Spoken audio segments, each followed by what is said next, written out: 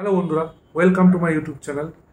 তো বেশ কিছুদিন পর একটা নতুন ভিডিও নিয়ে আসলাম। কালকে খুব ব্যস্ততার কারণে আমার ভিডিও করা হয়নি। তো অনেকগুলো আপডেটস এবং অনেকগুলো নিউজ জমে আছে, সেগুলো আপনাদের সঙ্গে শেয়ার করব।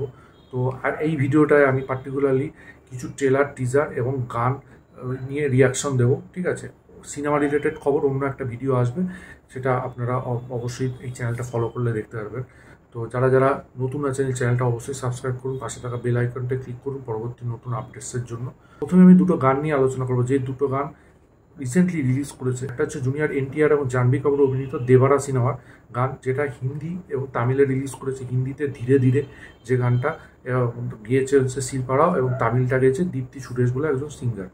তো আমি প্রথমে হিন্দিটা নিয়ে বলি। এই গানটা নিয়ে কিন্তু আমি আগে আপডেট দিয়েছি যে রোমান্টিক ট্র্যাক খুব শিগগিরই রিলিজ করতে চলেছে, সেটাই কিন্তু মেকার্সরা অফিসিয়ালি রিলিজ করেছে একদিন আগে মোস্ট প্রবলি।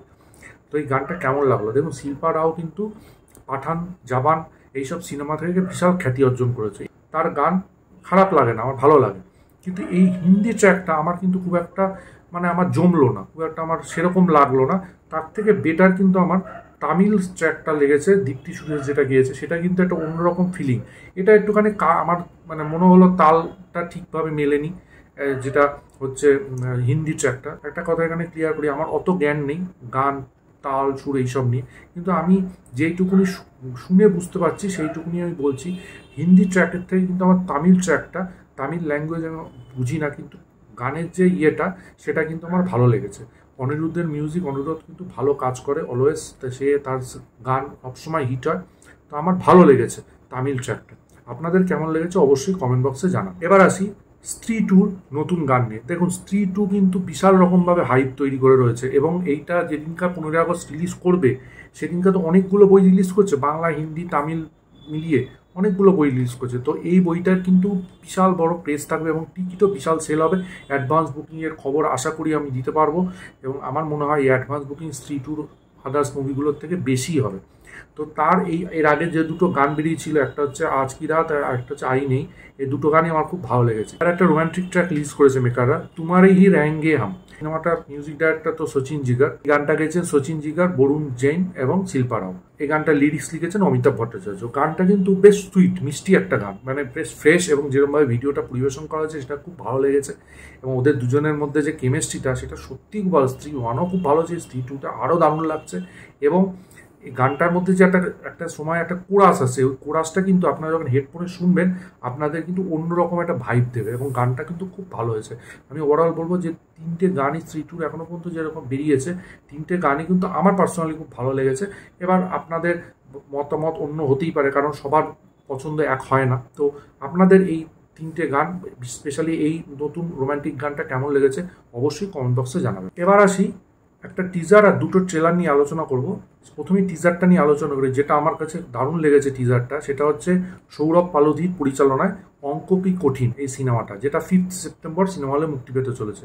তো দেখুন, আমার কিন্তু বাচ্চাদের নিয়ে সিনেমা আমার বেশ ভালো লাগে। আমার মনে হয় যে তাদেরকে নিয়ে সিনেমা বেশি করা উচিত। তাদের মধ্যে যে কিউটনেসটা, যে মিষ্টি ভাবটা থাকে, এবং তারা যেরকমভাবে অভিনয় সেটা ফুটিয়ে তোলে। একটা কথা, বাচ্চাদের নিয়ে অভিনয় করানো সেটা কিন্তু খুব টাফ, যেরকম কমেডি ফুটিয়ে তোলা খুব টাফ, তো বাচ্চাদের দিয়ে অভিনয় বার করে আনা এটা কিন্তু ভীষণ টাফ। তো যারা এটা করে তাদেরকে কিন্তু তাদের সাহসিকতার সত্যিই প্রশংসা করতে হবে। যেখানে সৌরভ পালোধি এবং মেকার্স যারা, রানা সরকারের নিবেদন, ডাক ক্রিয়েটিভ মিডিয়ার সিনেমা, তো তাদের কিন্তু অবশ্যই প্রশংসা করতে হবে, যারা তারা এই কঠিন তারা এই সাহসিকতাটা দেখিয়েছে। তো আমি এই টিজারটা নিয়ে বলি, টিজারটাই কিন্তু বাচ্চাদের একটা ব্যাপার দেখানো হচ্ছে, এবং এই টিজারে যেটা সবচেয়ে বড় ভালো লেগেছে, র্যাপ যেটা বাজছে, ঠিক আছে, র্যাপটা আমার র্যাপের মিউজিকের অংশটা, ওই জায়গাটা কিন্তু বেশ দারুণ লেগেছে। গল্পটা অত টিজারে বোঝা যাচ্ছে না, ট্রেলার আসবে আশা করি। 5 সেপ্টেম্বর রিলিজ, যেহেতু এই আগস্টেই হয়তো ট্রেলার চলে আসবে, তো দেখা যাক। আমার বেশ টিজারটা কিন্তু বেশ ইন্টারেস্টিং লেগেছে। মার্টিন সিনেমাটার ট্রেলার নিয়ে, এই সিনেমাটার টিজার বেশ কিছুদিন আগে বেরিয়েছিল, তা আবার ট্রেলার বেরোলো। এটা হচ্ছে ধ্রুব সার্জার সিনেমা, এটা হচ্ছে এপি অর্জুন এর ডাইরেক্টর, এবং স্টোরি হচ্ছে অর্জুন সার্জার। এই ট্রেলারটা আমার খুব একটা আহামরি লাগেনি।